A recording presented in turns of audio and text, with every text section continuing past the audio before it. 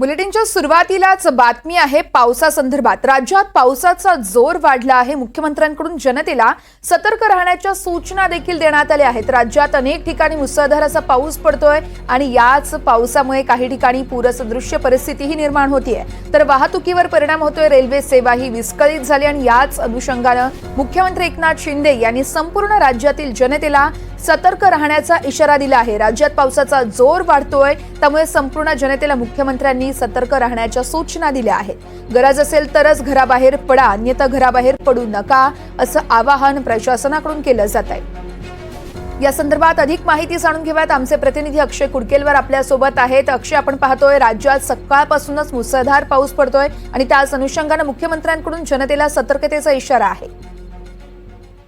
वर्षा, आपण जर बघितलं तर आज मुख्यमंत्री एकनाथ शिंदे यांनी सकाळच्या सुमारासच सगळे जे विभागीय आयुक्त असतील, विभागीय पोलीस आयुक्त असतील, जिल्हाधिकारी असतील, त्यासोबतच महत्वाचे अधिकारी पदाधिकारी यांना व्हिडिओ कॉन्फरन्सिंग आणि फोनवरनं सूचना देण्यात आलेल्या आहे।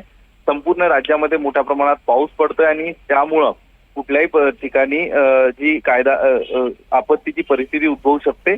अशा वेळी या संपूर्ण भागात यंत्रणा ज्या आहेत त्या सतर्क ठेवण्याच्या सूचना, अलर्ट मोडवर ठेवण्याच्या सूचना मुख्यमंत्री एकनाथ शिंदे यांनी आज सगळ्या अधिकाऱ्याला दिलेल्या आहेत। त्यासोबतच सह्याद्री पर्वतरांगा असतील आणि जो उताराचा पठारी प्रदेश असतील त्या ठिकाणी देखील ज्या आपत्ती व्यवस्थापनाच्या यंत्रणा आहेत त्या देखील सज्ज ठेवण्याच्या सूचना दिलेल्या आहेत। यासोबतच महाराष्ट्रातील जनतेला एकनाथ शिंदे यांनी आवाहन केलेलं आहे की आज आणि उद्या मोठा मुसळधार पाऊस सुरू आहे आणि अशा परिस्थितीत आपण गरज नसताना घराबाहेर पडू नये आणि नागरिकांनी देखील काळजी घेणं आवश्यक आहे, अशा सूचना आणि आवाहन देखील मुख्यमंत्री एकनाथ शिंदे करतायत। निश्चितच अक्षय, खूप खूप धन्यवाद तुम्ही दिलेल्या माहितीसाठी।